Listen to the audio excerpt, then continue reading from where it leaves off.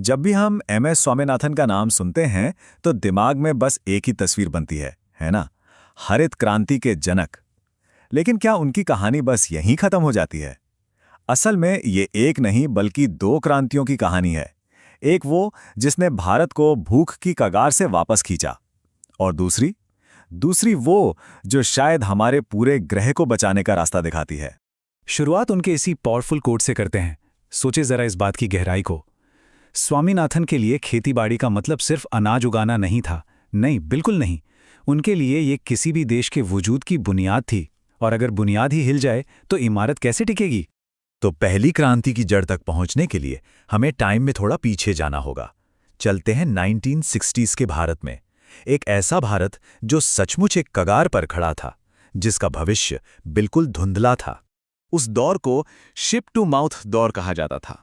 मतलब हालात इतने नाजुक थे कि देश का पेट भरने के लिए सचमुच जहाज़ों का इंतजार करना पड़ता था कि कब अमेरिका से PL 480 प्रोग्राम के तहत अनाज आएगा और लोगों तक पहुंचेगा। हमारी निर्भरता इतनी ज्यादा थी कि अकाल का खतरा वो हर वक्त सिर पर मंडराता रहता था। और इसी निराशा भरे माहौल में एक नौजवान साइंटिस्ट ने ठान लिया कि इसका हल तो निकालना ही होगा। उन्हें अपने पिता से एक फलसफा मिला था, मेलोडी रेमेडी का, मतलब हर बीमारी का एक इलाज होता है।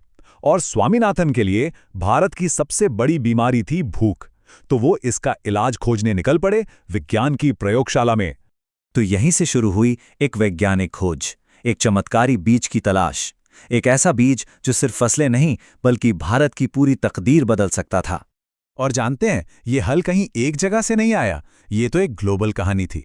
इसकी शुरुआत हुई जापान में, जहां नॉरन 10 नाम का एक बौना जीन बनाया गया। वहां से ये जीन सफर करके पहुंचा अमेरिका और फिर मेक्सिको, जहां महान वैज्ञानिक डॉक्टर नॉर्मन बोरलॉग ने इसका इस्तेमाल करके गेहूं की जबरदस्त पैदावार वाली किस्में बना डाली। बस स्वामीनाथन ने इसी मौके को लपक लिया और 1963 में डॉक्टर बोरलॉग को भारत आने का न्योता दिया। और यहीं से बनी वो ऐतिहासिक जोड़ी, डॉक्टर स्वामीनाथन और डॉक्टर बोरलॉग की। इन दोनों ने मिलकर काम शुरू किया। चैलेंज ये था कि मेक्सिको के उन बीजों को भारत की मिट्टी, यहाँ के मौसम के हिसाब से ढाला जाए। ये सिर्फ साइंस नहीं था, ये दूर की सोच और कमाल के टीम वर्क का नतीजा था। तो इस सब का नतीजा क्या निकला? नतीजा था ये नंबर, -17 मिलियन टन। 1968 में भारत ने इतना गेहूं पैदा किया, मतलब सिर्फ एक साल में 5 मिलियन टन का उछाल। दशकों से जो अकाल का डर था वो चक्र टूट चुका था। भारत अब आत्मनिर्भर बनने की राह पर था। तो भारत ने भुखमरी को तो हरा दिया, सब कुछ शानदार लग रहा था। लेकिन कहानी यहां खत्म नहीं होती। कहते हैं ना, हर बड़ी कामयाबी की एक कीमत होती है, और इस जीत के पीछे भी एक ऐसी ही कीमत छुपी थी जिसने एक बिल्कुल नई चुनौती खड़ी कर दी। अब सवाल ये खड़ा हो गया था, हाँ, हरित क्रांति ने करोड़ों लोगों का पेट तो भर दिया, लेकिन हमारे पर्यावरण ने, हमारी धरती ने इसकी क्या कीमत चुकाई? ये एक तरह का इकोलॉजिकल कर्ज था जो हम चुका रहे थे। देखिए, ज्यादा पैदावार का मतलब था ज्यादा पानी का इस्तेमाल, ढेर सारे केमिकल फर्टिलाइजर और कीटनाशक।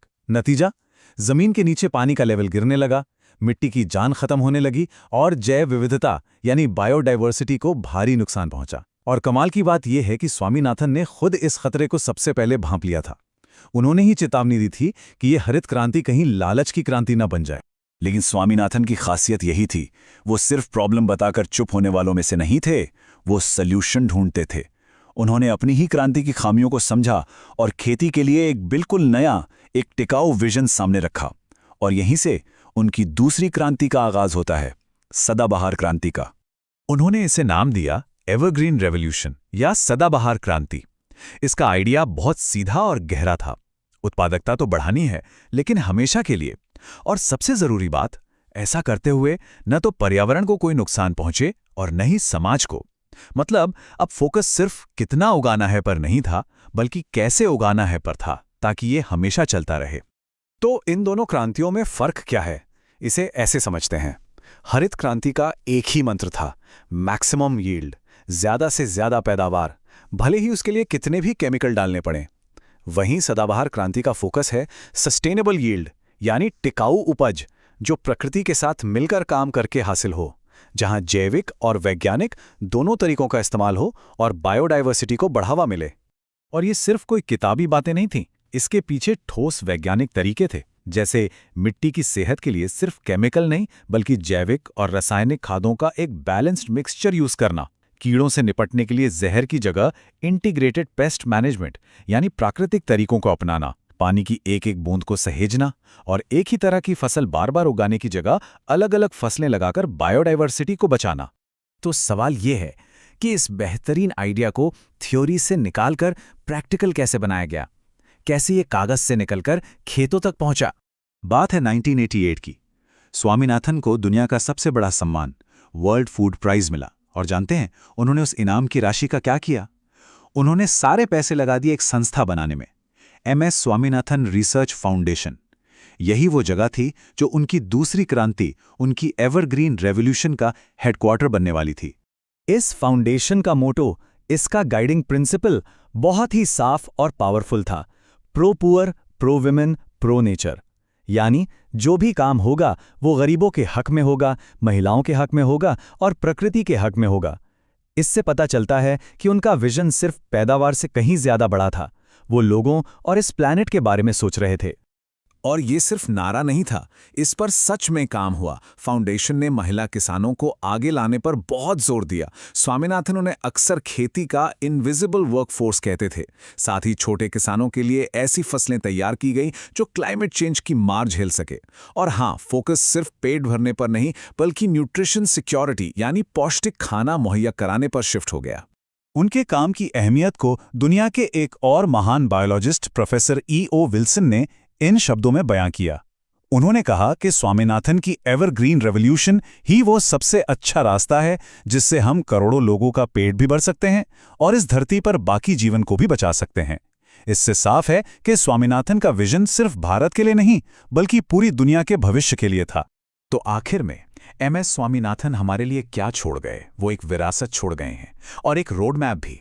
हरित क्रांति की कामयाबी से लेकर सदाबहार क्रांति के टिकाऊ रास्ते तक का सफर। अब सवाल हम सबके सामने है, क्या हम उनकी इस विरासत को आगे ले जा पाएंगे? क्या हम खाने का एक ऐसा भविष्य बना सकते हैं जो सबके लिए हो, टिकाऊ हो और हमारी धरती के लिए भी अच्छा हो? जवाब हम सबके आने वाले फैसलों में ही छिपा है।